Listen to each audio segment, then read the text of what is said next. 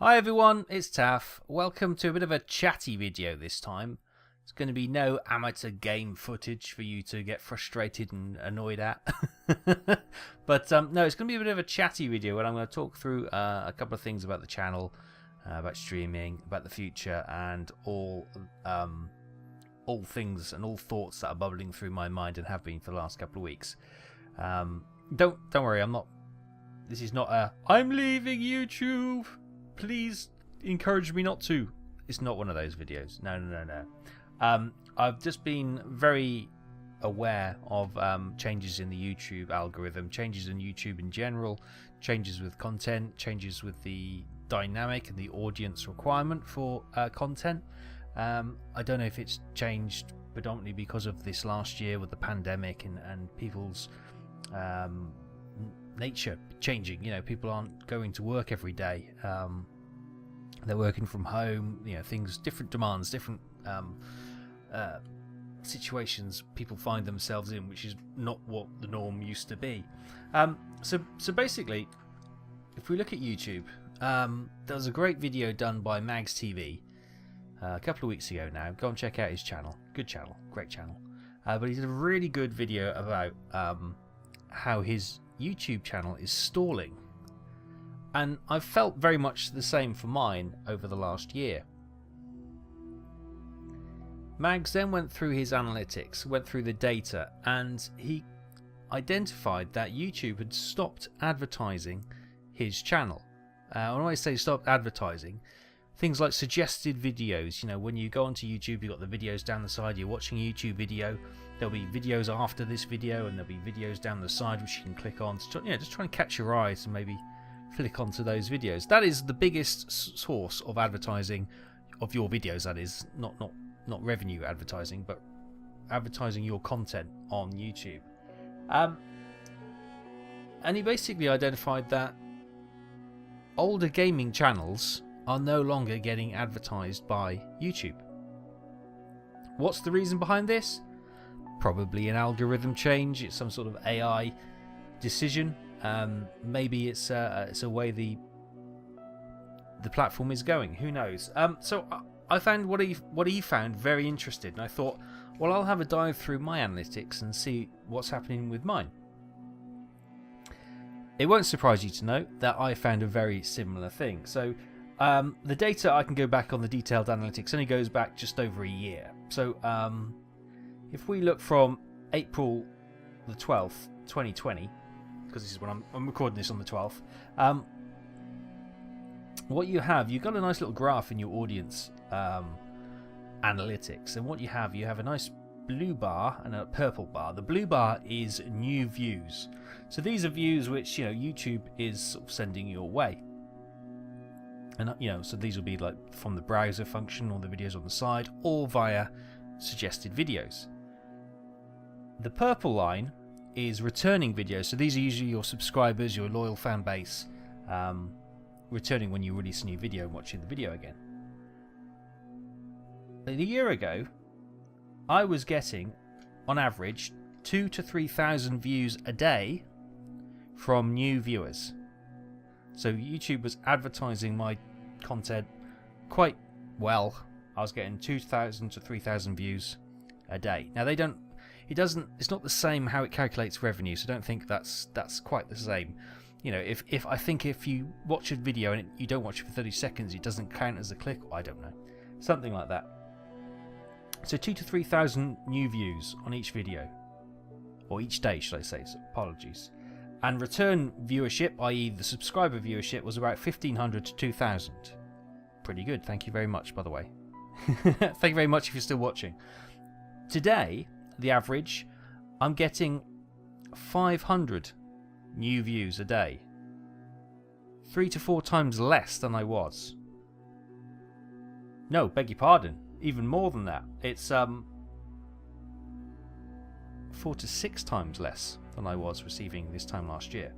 Returning viewers, i.e. loyal viewers, subscribers, that's gone up to an average of around 2,000 with peaks and troughs, of course.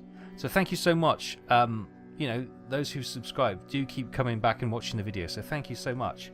So if you look at any of these how to grow your YouTube videos, they always say if your returning viewership line is above your new viewership line, you've cracked the algorithm. However, that doesn't take into account the fact if your new views line is absolutely plummeted to the, to absolutely 500 views a day. That's nothing. It's the lowest I think I've ever had. So, there are other factors which contribute to that. Things like, quality of the content, the frequency of the content, all this kind of thing. And I will admit that the content I've been putting out recently, I've not been happy with. But we'll come to that in another bit. So you may just thinking, maybe YouTube, maybe you've got that wrong. Maybe it's just, people aren't clicking on your videos or anything like that.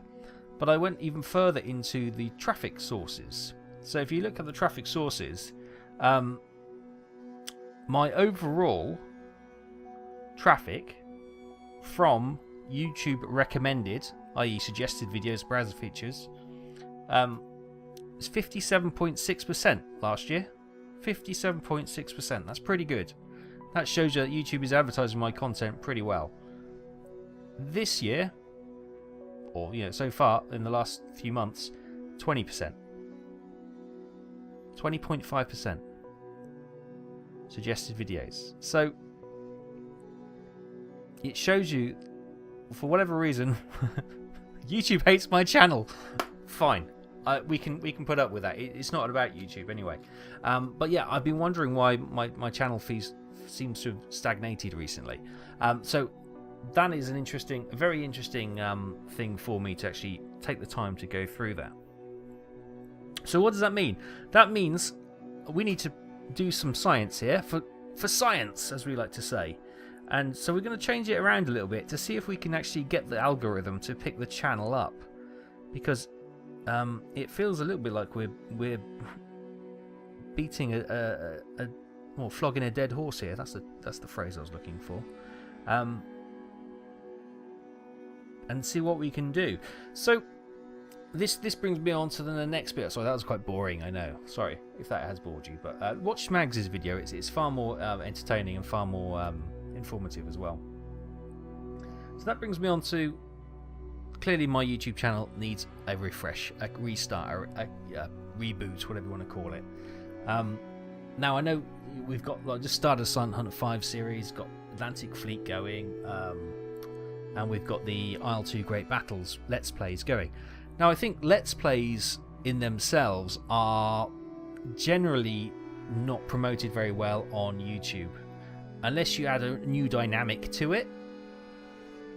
So, I think a lot of that Let's Play kind of action is now live streamed on Twitch and on the YouTube live function. So I think I'll be going away slightly from the Let's Play kind of press play, let's do an hour's recording and then see where we are at the end of it and draw some conclusions.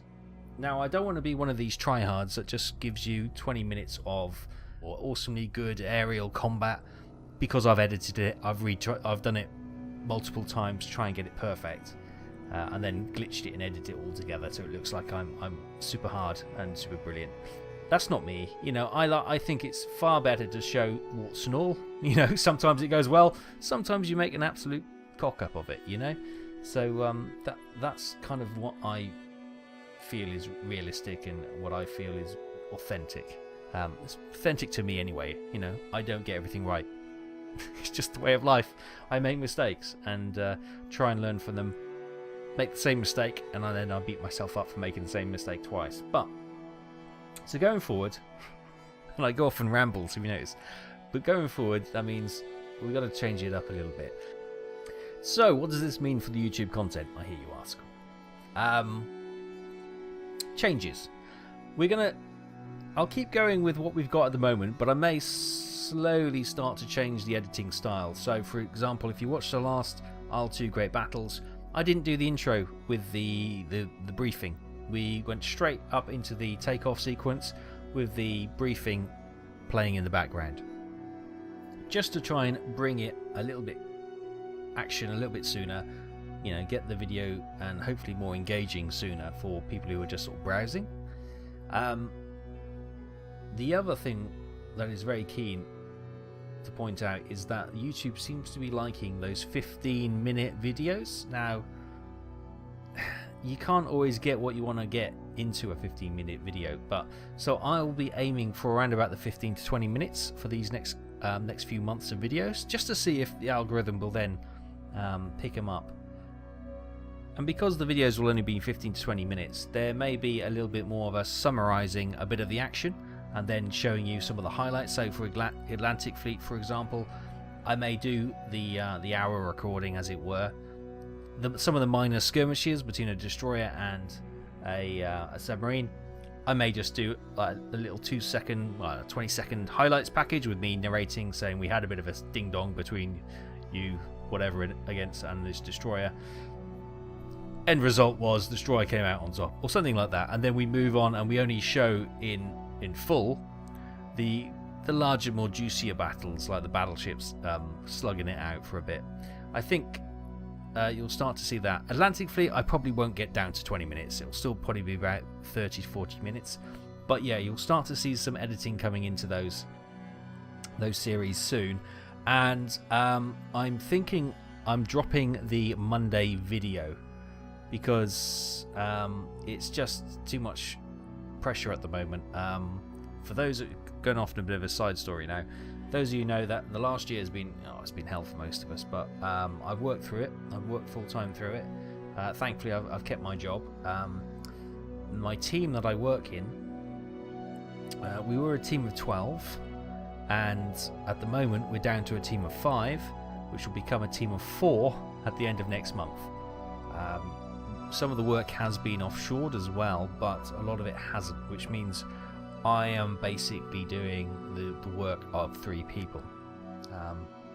Now, I've been told this is only a temporary issue, and then they will try and resolve that in the new financial year with maybe a little bit more recruiting once the budget comes in. We will see. However, this means I am absolutely flat out of work, and I don't get the freedom that I used to have to get some videos created. So the actual frequency of the videos, or the quantity of videos, may be reduced temporarily, hopefully only temporarily, because it's just snowed under with work at the moment. And that brings me to into the next section, which is, with work being so crazy busy, I don't always get the chance before, because I normally record before work, you see. I drop my daughter off at the school bus 8 o'clock in the morning, and then I have that I get back about 8:05, and I've got that 55 minutes before 9, because I work from home, so I can have the laptop logged in and then just record before work. I have meetings at 9 o'clock, so I've got to be stopped on the dot. But that 55 minutes I have in the mornings is pretty much all I have, so I've got to use it very wisely. And some of the content I want to do is going to be a little bit more in depth. So, how can I express this without giving it away? There are some series that I want to try, and they'll probably be premieres because they're going to be mini cinematic movies. The only way I can see it is like a mini series. If you think of something like Band of Brothers, each one of those hour and 10 minutes, whatever they were, episodes were like a fantastic short film, weren't they? So I want to keep the quality high, the content interesting, but the little mini movies are going to be about 15 to 20 minutes long, and they're going to be in like a little mini series of about 5 to 10 at maximum, on various different subjects. But it's predominantly, to begin with, going to be around stories and events around World War II. It may branch out into other avenues like World War One and other conflicts as well, depending if you like it. And I'm going to try and bring you some interesting things that you may not know as well. That's the idea. And there's no point me talking too much about it, because you'll be going, this is so frustrating, just tell us already. But no, so don't expect to see any of those soon. However, I have already started working on some of the little pilot episodes. I could ramble about that all day, but I will not tell you anything, so it's pointless. So that is probably the long and short of it. YouTube hates my channel.